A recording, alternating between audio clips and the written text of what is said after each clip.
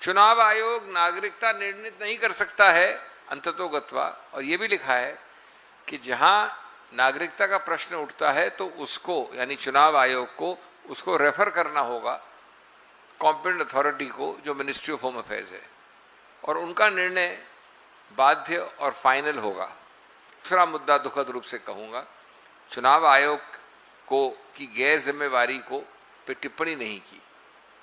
अगर ये खामियां थी जिनको ठीक किया गया तो शुरुआत तो चुनाव आयोग ने की थी, तो उनकी इस खामी को अंडरलाइन करना चाहिए था, कहना चाहिए, जो नहीं है। इन सब चीज़ों का एसआईआर का चुनाव आयोग का एक मूल जो त्रुटि है, फंडामेंटल डिफेक्ट है, जिस कारण से ये सब मापदंडों का उल्लंघन हुआ, वो है कम समय सीमा, अल्प समय सीमा, अत्यंत कम समय में काम करना सैकड़ों की तादाद के विषयों में। बिहार में वो समय सीमा थी 4 महीने लगभग, पश्चिम बंगाल में वो समय थी 4-5 महीने। तो प्रश्न ही उठाया जाता है कि जो जल्दबाजी थी, 7 करोड़ थे, 65 लाख थे बिहार में, बाद में उनको जोड़ा जाए अपील में, लेकिन अब समय नहीं रहा, चुनाव आ गया। ये सब अगर आप अगले वर्ष वाले चुनावों के लिए शुरू करते, उसी एसआईआर को, उसी तहकीकात को, उसी संशोधन को, उसी सफाई को, प्योरिफिकेशन को, तो अगर आप 1 वर्ष पहले शुरू करते तो ये सब प्रॉब्लम नहीं होती। क्यों जानबूझ कर चुनाव आयोग ने हर जगह 3-4 महीने के अत्यंत अल्प समय में, जबकि इतने सैकड़ों की तादाद पे लोग नहीं कर सकते निर्णित, ये काम क्यों किया? इस पे भी दुर्भाग्य है कि उच्चतम न्यायालय की टिप्पणी नहीं आई है। मैं कुछ बात करूंगा आज के उच्चतम न्यायालय के निर्णय में एसआईआर के ऊपर, और मैं कहना चाहता हूं शुरू में कि एसआईआर का मूल मुद्दा आकार का नहीं है, प्रोसीजर का नहीं है, वो है सार का। एसआईआर का मूल मुद्दा है सब्सटेंस का। और अगर आप उस कसौटी से देखें तो यद्यपि एसआईआर की संवैधानिक वैधता को मान लिया गया है उच्चतम न्यायालय के निर्णय में, फिर भी जितने प्रश्नों का उत्तर दिया है उच्चतम न्यायालय में, उतने ही प्रश्न और पैदा कर दिए। तो मैं सिर्फ 4-5 बिंदुओं में आपको ये बताऊंगा कि जो प्रश्न का एक निर्णय दिया है उच्चतम न्यायालय ने, उससे और किस प्रकार से विरोधाभास या प्रश्न उठता है।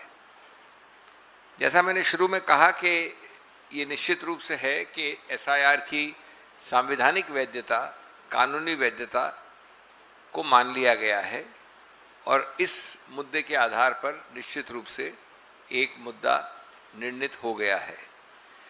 लेकिन 3-4 चीज़ें हैं जो मैं आपको कहना चाहता हूं। पहला तो है, और मैं बहुत संक्षेप में कुछ ही पैरास की बात करूंगा, आप लोग देख सकते हैं निर्णय आ गया है अब, इसलिए थोड़ा विलंब हुआ प्रेस कॉन्फ्रेंस में। एक तो हुआ नागरिकता का मुद्दा, कई पैरास में है, विशेष रूप से पैरा 171 में है। अब रोचक बात क्या है, प्रश्न जो उत्तर देते हैं, निर्णित करते हैं, उससे और प्रश्न कैसे उठते हैं, विरोधाभास क्या है। 171 में लिखा है बड़ा स्पष्ट कि अंतिम निर्णायक संस्था नागरिकता के विषय में चुनाव आयोग नहीं है। नागरिकता निर्णायक संस्था नागरिकता एक्ट के अंदर कॉम्पिटेंट अथॉरिटी है, जो मिनिस्ट्री ऑफ होम अफेयर्स इत्यादि होते हैं। उन्होंने ये भी कहा है, और मैं कोट कर सकता हूं आपके लिए, exclusive domain of citizenship lies with the competent authority, not by the ECI। और चुनाव आयोग सिर्फ प्रशासनिक रूप से इस मुद्दे को डील कर सकता है। तो ये एक तरफ तो सही बात है, लेकिन इसका विरोधाभास देखिए, बड़ा रोचक है। चुनाव आयोग नागरिकता निर्णित नहीं कर सकता है अंततोगत्वा, और ये भी लिखा है कि जहां नागरिकता का प्रश्न उठता है तो उसको यानी चुनाव आयोग को उसको रेफर करना होगा कॉम्पिटेंट अथॉरिटी को, जो मिनिस्ट्री ऑफ होम अफेयर्स है, और उनका निर्णय बाध्य और फाइनल होगा। तो अगर ये बात सही है तो आपने देखा कि सभी 12-14 स्टेट्स में 7.5 करोड़ लोगों को जो हटाया गया, प्राथमिक रूप से तो कम से कम नागरिकता के आधार पर हटाया गया ना। तो ये कैसे हुआ कि उनकी नागरिकता निर्णित करने से पहले उनको हटा दिया?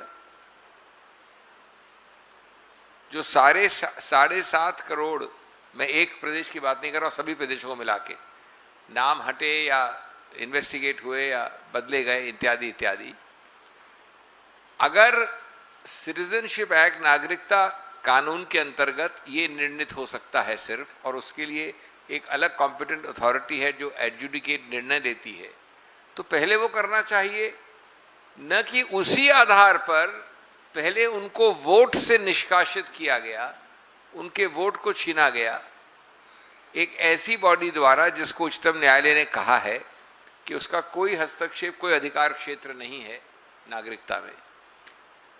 मुझे थोड़ा दुख है कि ये विरोधाभास खुद जिसको नोट किया है उच्चतम न्यायालय ने, लेकिन पूरा महत्व नहीं दिया। दूसरा, पैराज 97 से 101, 4 पैरा आप पढ़े अगर उस निर्णय के, तो दर्शाता है कि चुनाव आयोग द्वारा कई खामियां थी, महत्वपूर्ण खामियां थी, गंभीर खामियां थी, त्रुटियां थी, कमियां थी, गैप्स थे, और वो सिर्फ इसलिए ठीक हुए, उनमें सुधार सिर्फ इसलिए आया क्योंकि हम जैसे लोग, यानी मैं नहीं लेकिन राजनीतिक पार्टियां जिनको हम रिप्रेजेंट कर रहे थे या एनजीओस कोर्ट कचहरी गए। ये माना गया है 97 से 100 पैरा 100 में, यानी एक उदाहरण, आधार को जोड़ा गया, चुनाव आयोग ने नहीं जोड़ा था ना, ये याचिकाओं द्वारा जोड़ा गया। दूसरा, जो बिहार में 65 लाख निष्कासित डिलीशंस हुए थे, उनको वापस नाम प्रकाशित करना और उसमें कारण देना कि अमुक व्यक्ति मिस्टर सो एंड सो आपका नाम निष्कासित है, इस कारण से पारदर्शिता देना जिससे कि वो उसमें एक याचक बन सके, अपील कर सकें। ये भी बात 65 लाख वोटरों के विषय में बिहार में ऐसी याचिकाओं से हुई जो कांग्रेस ने की, हम लोगों ने की, और लोगों ने की, और पार्टियों ने की, और एनजीओ ने की। अलग अलग प्रदेशों में जो राजनीतिक पार्टियों को पार्टी बनाया गया उच्चतम न्यायालय द्वारा, इम्प्लीड किया गया, और बाद में BLAs, बूथ लेवल एजेंट्स को इन्वॉल्व किया गया, पैरालीगल्स को इन्वॉल्व किया गया, ये सिखाने बताने के लिए किस प्रकार से फॉर्म भरा जाता है। ये भी एक खामी उच्चतम न्यायालय के निर्णय, ये कई सारे ऑर्डर्स हुए थे उच्चतम न्यायालय द्वारा पिछले 2 वर्षों में, आंतरिक ऑर्डर्स, उनके अंतर्गत हुआ ये सब। तो इसमें विरोधाभास क्या है, इसका अभिप्राय क्या है कि चुनाव आयोग ने जल्दबाजी में खामियों के साथ, त्रुटियों के साथ, कमियों के साथ एक प्रोग्राम घोषणा की, और अगर वो प्रोग्राम बिना सिविल समाज के हस्तक्षेप के, बिना एनजीओज और राजनीतिक पार्टी की याचिकाओं के चलने दिया होता तो ये सब खामियां रहती, ये सब बदली, सुधार हुआ और स्टेबलाइज हुई उच्चतम न्यायालय के आंतरिक आदेशों द्वारा जो इन्हीं पार्टियों संस्थाओं ने मांग की। तो विरोधाभास क्या है, ये सब नोटिस किया उच्चतम न्यायालय ने पैरा 97 से 100 में। लेकिन मैं फिर दूसरा मुद्दा दुखद रूप से कहूंगा, चुनाव आयोग को की गैर जिम्मेवारी को पे टिप्पणी नहीं की। अगर ये खामियां थी जिनको ठीक किया गया तो शुरुआत तो चुनाव आयोग ने की थी, तो उनकी इस खामी को अंडरलाइन करना चाहिए था, कहना चाहिए, जो नहीं है। तीसरा, एक बात जो बड़े स्पष्ट रूप से समझी गई है सब लोगों द्वारा, और उच्चतम न्यायालय भी पूरी तरह से इसको समझता है, वो निहित है इन सब चीजों में, लेकिन उसके विषय में फाइंडिंग और टिप्पणी नहीं की उच्चतम न्यायालय ने, जिसको मैं एक समझता हूं गैप है। वो क्या चीज है? इन सब चीजों का, SIR का, चुनाव आयोग का एक मूल जो त्रुटि है, फंडामेंटल डिफेक्ट है, जिस कारण से ये सब मापदंडों का उल्लंघन हुआ, वो है कम समय सीमा, अल्प समय सीमा, अत्यंत कम समय में काम करना सैकड़ों की तादाद के विषयों में। बिहार में वो समय सीमा थी 4 महीने लगभग, पश्चिम बंगाल में वो समय थी 4-5 महीने। तो प्रश्न ही उठाया जाता है कि जो जल्दबाजी थी, 7 करोड़ थे, 65 लाख थे बिहार में, बाद में उनको जोड़ा जाए अपील में, लेकिन अब समय नहीं रहा, चुनाव आ गया।